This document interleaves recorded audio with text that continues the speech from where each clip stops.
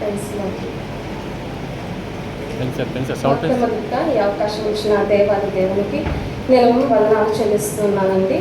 మరి దేవుడు పలికిన 7 మాటలలో 5వ మాటగా యోహాను సువార్త 19వ అధ్యాయము 28వ వచనము. అటు తర్వాత సమస్తమును అప్పటికి సమాప్తమైనదని యేసు ఎరిగి లేఖనము నెరవేరినట్లు నేను ప్రకటించున్నాను అని. మరి ఇక్కడ చూసినట్లయితే అప్పగింపబడిన రాత్ర ఆయన బంధించిన తర్వాత యేసుప్రభు వారిని అన్నాకాయకులు అన్న ప్రధాన యాజకుల వద్దకు తీసుకువెళ్ళారు. అక్కడి నుంచి పిలాతు దగ్గరికి, అలాగే మరి హేరోదు వద్దకు కూడా తీసుకువెళ్ళడం చూస్తున్నాం. మరి ఇలా ఆయన్ని చట్టసభలకు అటు ఇటు తిరుగుతూ మరి ప్రజలందరూ మరి సిలువ వేయమని కోరినప్పుడు మరి ఆయన ఏం చేశారంటే కొరడాలతో కొట్టారు, ఉమ్మి వేశారు, అపహసించారు. అంతేకాకుండా ముండ్ల కిరీటం కూడా ధరింపచేశారు. మరి ఆ సిలువను మోసుకుంటూ ఆయన ఆ కలువరి మార్గంలో ఆయన నడుచుకుంటూ వెళ్ళారు. ఇక్కడ చూసినట్లయితే మరి ప్రభువారిని కొట్టినప్పుడు మరి కొరడాలతో కొట్టినప్పుడు రక్తము మరి దారులుగా ప్రవహించినప్పుడు ఆయన శారీరకపరమైన శ్రమను ఆయన అనుభవిస్తున్నట్లుగా మనం ఇక్కడ చూస్తున్నాం. ఈ శారీరకపరమైన శ్రమలో ఆయన శారీరకపరమైన దాహం కలిగి ఉన్నట్లుగా మనం చూస్తూ ఉన్నాం. ఎందుకంటే మరి ప్రభువారు ఈ లోకానికి ఎలా వచ్చారండి? యోహాను సువార్త 1వ అధ్యాయం 14వ వచనం చూసినట్లయితే ఆ వాక్యము శరీరధారి కృపాసక్తి సంపూర్ణుడిగా మన మధ్యన నివసించారండి. మరి ఆయన ఈ లోకానికి ఎలా వచ్చారు? మరి ఆ నరరూపిగా ఆయన మనలాగా జీవించడానికి మరి ఈ లోకానికి వచ్చినట్లుగా చూస్తున్నాం. ఆయనలో 2 లక్షణాలు ఉన్నాయండి. ఏంటి? దైవ లక్షణం ఉంది, మానవుని యొక్క లక్షణం కూడా ఉంది. మరి దేవుడు మానవునిగానే ఇక్కడ జీవిస్తూ అనేక దైవ కార్యాలు మరి చేసినట్లుగా మనం చూస్తూ ఉన్నాము. మరి మన శరీరం ఎలా నిర్మించబడిందండి? మన శరీరంలో వాటర్ పర్సెంటేజ్ తగినప్పుడల్లా మనకేమవుతుంది? దాహం వేస్తుంది. మరి ఆ నీరు సరిపడినంత లేనప్పుడు మనకి ఏం జరుగుతుంది? నోరు ఆరిపోతూ ఉంటుంది. నోరు ఆరిపోయి డీహైడ్రేషన్ ప్రాబ్లం కూడా వెళ్ళిపోతే మన ప్రాణాలు కూడా పోయే పరిస్థితులకి మనం కూడా వెళ్తూ ఉంటాం. కానీ ఇక్కడ మానవ రూపిగా మరి ఆయన ఈ శ్రమను పడుతూ ఆ రక్తం దారులుగా మరి ఆయన ప్రవహిస్తూ ఉన్నప్పుడు ఆయనలో మరి శారీరకపరమైన దాహంతో పాటు ఆయన నోరు ఎండిపోయి ఉన్న స్థితిలో ఆయన ఉన్నట్టుగా మనం చూస్తున్నాం. మరి దావీదు భక్తుడు ప్రవచనపూర్వకంగా చెప్పినది ఏంటంటే కీర్తన గ్రంథము 22వ అధ్యాయము 15 ప్రకారం చూసినట్లయితే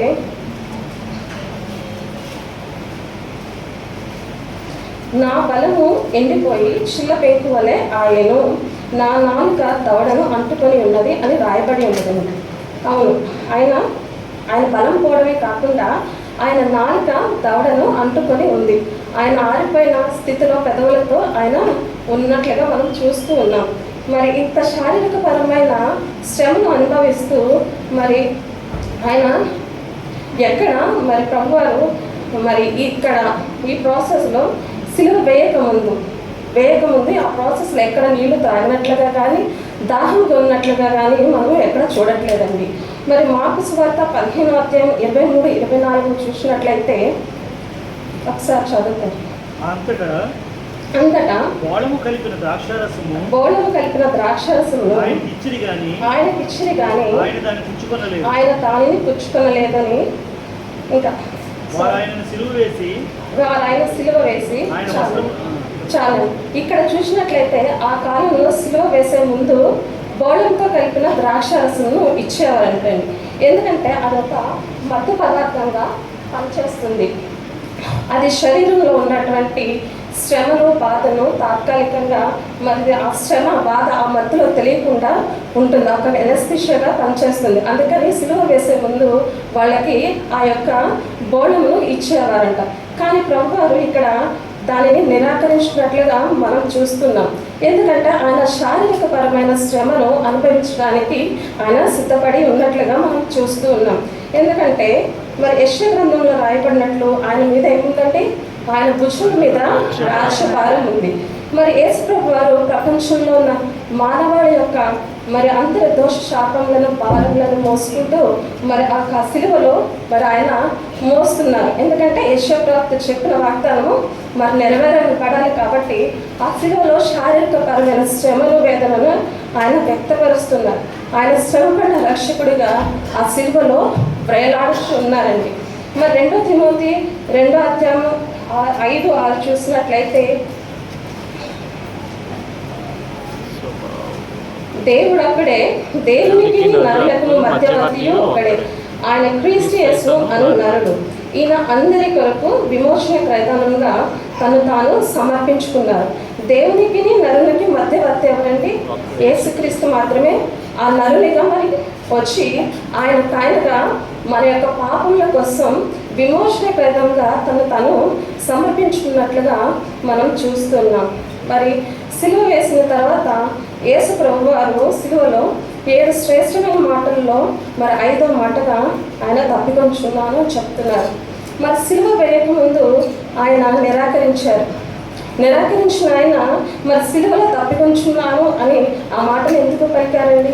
కేవలం ఆయన పెదాలు ఎండిపోతున్నాయనా, రక్తం కారిపోతుందనా, సిలువను మోసుకొని వెళ్ళి మరి అలసిపోతున్నానన్న మరి ఇదిలో ఆయన తప్పికొంచున్నాను అని మాత్రం అనలేదండి. మరి ఈ మాట ఎందుకు అన్నారంటే, శారీరకపరమైన దాహమే అయితే మరి ఆయన ఎన్నో అద్భుత కార్యాలు, ఆశ్చర్య కార్యాలు మరి పరిశుద్ధులను పరిశీలించినట్లయితే మరి చేసినట్టుగా మనం చూస్తున్నాం. మరి మరి ద్రాక్షరసంగా మార్చిన ఆయన, నీళ్ళ మీద నడిచిన ఆయన, అంతేకాకుండా ఇశ్రాయేలు ప్రజలకు అరణ్య మార్గంలో దాహం తీర్చిన ఆయన, అంతేకాకుండా మరి సంసోను యుద్ధం చేసినప్పుడు లేహి గోతిలోంచి మరి నీటిని ప్రవాహింప చేసిన ఆయన, మరి శారీరకపరమైన దాహం అయితే వర్షం కురిపించుకోను, లేకపోతే బండ నుంచి నీళ్ళు చీల్చుకోను ఆయన దాహాన్ని తీర్చుకోవచ్చు. కానీ ఇక్కడ ఆయన ఏ పరమైన దాహం కలిగి ఉన్నాడంటే, ఈయన ఆత్మీయ దాహంగా మరి అసలులో పలుకుతున్నట్లుగా మనం చూస్తున్నాం. మరి ఆయన ఈ లోకానికి ఎందుకు వచ్చారు అంటే, నశించిపోతున్న ఆత్మలను రక్షించడానికి ఆయన మనుష్య కుమారునిగా ఈ లోకానికి వచ్చారండి. మరి ఈ లోకంలో పాపంలో శాపంలో మనం బ్రతుకుతున్నామని ఆయన మనల్ని వెతుక్కుంటూ మరి ఆయన ఈ లోకానికి వచ్చి నిత్య నరకాగ్ని నుంచి విడిపించబడి నిత్య జీవానికి మనం చేరాలని ఆయన ఉన్న కాలమంతా ఆయన శ్రమపడుతూనే ఆ సువార్తను ప్రకటించినట్లుగా మనం చూస్తూ ఉన్నాం. మరి ఇంత శ్రమను నేను భరిస్తున్నా, మరి ఇప్పటికీ మీరెవరు? మరి ఈ లోకానికి వచ్చిన ఇంకా రక్షింపబడిన వారు అనేక మంది ఉన్నారు, వారి కోసం నేను ఇంకా దప్పికొంచున్నానని ఆయన ఆ సిలువలో పలుకుచున్నారండి. మరి ఒక్క ఆత్మ కూడా నశించిపోవటం ఆయనకు ఇష్టం లేదు. అందుకనే మరి 2వ మాటగా మన దొంగను ఆ సిలువలో కూడా ఆ దొంగను మరి రక్షించినట్లుగా మనం చూస్తున్నాం. ఆ దొంగ మరి అతన్ని రక్షకునిగా అంగీకరించి స్వకీయ రక్షకునిగా ఆయన మరి అంగీకరించినప్పుడు నేడు నీవు పరదేశంలో ఉండు అని చెప్తున్నారు. మరి దేవుడు ఎందుకు వచ్చారండి? మనం ఈ నరకాగ్ని నుంచి విడిపించబడి నిత్య జీవానికే వెళ్ళాలని ఆయన దాహం కొంచున్నారు. మనమైతే ఈ లోకంలో ఏ దాహం కలిగి ఉంటామండి? మరి తాత్కాలికంగా ఉండే ఈ యొక్క డబ్బు సంపాదించాలని, ఆస్తి సంపాదించాలని, మంచి పేరు, ఉద్యోగము, మరి వీటి కోసమే మనము దాహం కొంచుకుంటూ ఉంటాం. కానీ ప్రభువారు యొక్క ఉద్దేశం అది కాదు. తాత్కాలికమైన వీటి కోసం దప్పి కనుక శాశ్వతమైన నిత్య రాజ్యం కోసం ఆయన దప్పి కలిగి ఉండాలని మనల్ని కోరుకుంటూ ఉన్నారు. రోమపత్రిక 5వ అధ్యాయం 8వ వచనం చూసినట్లయితే, రోమపత్రిక 5వ అధ్యాయం 8వ వచనం, అయితే దేవుడు మన ఎడల తన ప్రేమను వెల్లడిపరచుచున్నాడు. ఎట్లనగా మనం ఇంకా పాపులమై ఉండగానే క్రీస్తు మన కొరకు చనిపోయాను. మనం ఇంకా పాపులంగా ఉండగానే ప్రభువారు ఆ సిలువలో చనిపోయినట్లుగా మనం చూస్తున్నాం. అందుకే ఆయన ఇంకా రక్షణ పొందినవారు, ఇంకా నన్ను తెలుసుకున్నవారు, ఇంకా నా ప్రేమను, నా త్యాగాన్ని గుర్తించకుండా నాకు దూరంగా బ్రతుకుచున్న ఆత్మల కొరకు ఆయన దాహం కొంచున్నట్లుగా మనం చూస్తూ ఉన్నాము. మరి రక్షింపబడిన మనము మరి విశ్వాసులుగా ఆయన ప్రేమను, సువార్తను మనం కూడా అందించాలన్న దప్పిక ఆయనలో కలిగి ఉందండి. దప్పిక కలిగి ఉన్నట్లుగా మనము ఉండాలని ఆయన కోరుకుంటున్నారు.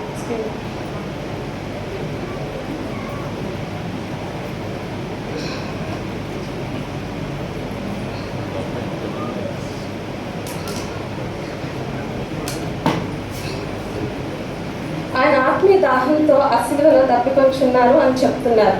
మనము మరి మనం ఎలా ఉన్నామండి ఈ లోకంలో? మరి పాపంలో మునిగిపోయి మరి శాపంలో మునిగిపోయి ఉన్నట్టుగా ఉన్నాము. అంతమంది లోకపరమైన దప్పిక కలిగి మాత్రమే ఉన్నాము. ఆయన రాజ్యం కోసం, మనం నీతి కోసం మనము మరి మరి దప్పిక కలిగి ఉండాలని ఆయన కోరుకుంటున్నారు. ఎవరైనా దప్పికొన్న ఎడల నా ఎద్దకు వస్తే నేను దప్పిక తీరుస్తానని ఆయన ప్రభు వారు చెప్తున్నారు. మన దాహానంతటిని ఆయనకి ఇచ్చినప్పుడు ఆయన మనకి ఏమిస్తాడండి? సంతృప్తిని ఇస్తాడు. అంతేకాకుండా మన కడుపుల నుండి ఏమిస్తాను? జీవజలాన్ని ఇస్తాను. మరి అలాంటి జీవజలము మన కడుపులోంచి వచ్చినప్పుడు ఈ లోకపరమైన ఆశలను విడిచిపెట్టి ఆయన జీవపు మాటలను ప్రచురించే వారంగా మనము ఉంటాము. మరి ఇక్కడ యోహాను సువార్త 19:29 చూసినట్లయితే చిరకతో నిండి ఉన్న ఒక పాత్ర అక్కడ పెట్టి ఉండేను. కనుక వారు ఒక స్పంజి చిరకను నింపి విశ్వపు పుడకకు తగిలించి ఆయన నోటికి అందించేది.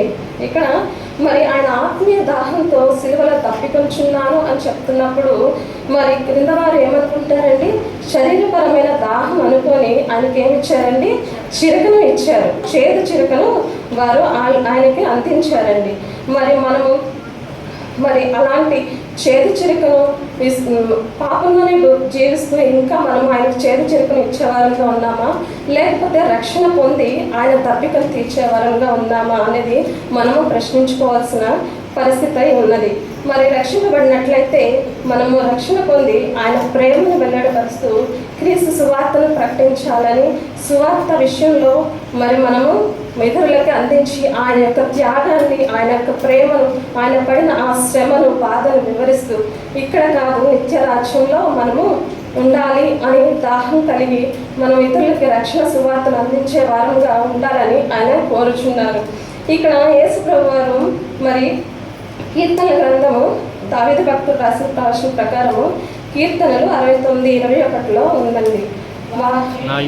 వారి చేతును నాకు ఆహారంగా పెట్టేది, నాకు దప్పికైనప్పుడు చిరకను త్రాగనిచ్చేది.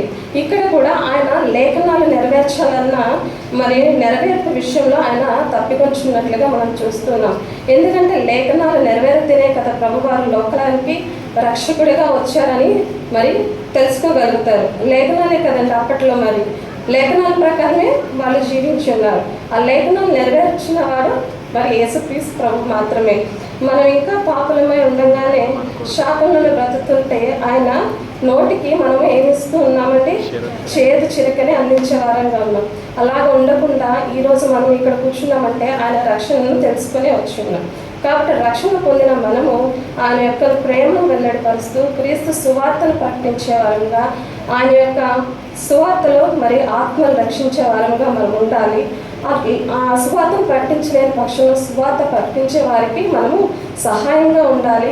అది కూడా చేయలేని పరిస్థితిలో మరి మనము మోకరించి ఆత్మల కోసం ప్రార్థించే వారంగా మనమందరం ఉండాలని మరి కోరుకుంటూ మరి నా మాటలను ముగిస్తున్నాను.